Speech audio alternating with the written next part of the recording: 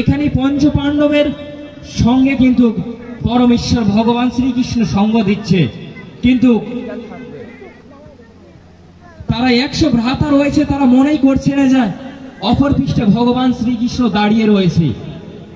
যারা সৎসঙ্গকে গ্রহণ করেছি, যারা শ্রী ঠাকুর অনুকূল চন্দ্রের দীক্ষা গ্রহণ করছি, ঠিক অর্জুনের মতন আমরা সকলেই দিব্য জ্ঞানের অধিকারী।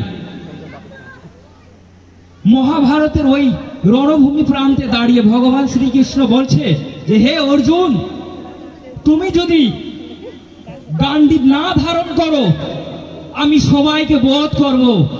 তেমনি আজকে সৎসঙ্গের দর্শন ওই রকমই।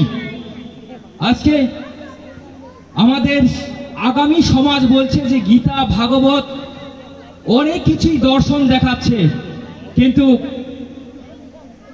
অর্জুনের দর্শনের মতন, দিব্য জ্ঞানের মতন যারা সৎসঙ্গকে ধরেছে, যারা ঠাকুরকে গ্রহণ করেছে, তারা দিব্য জ্ঞানের অধিকারী।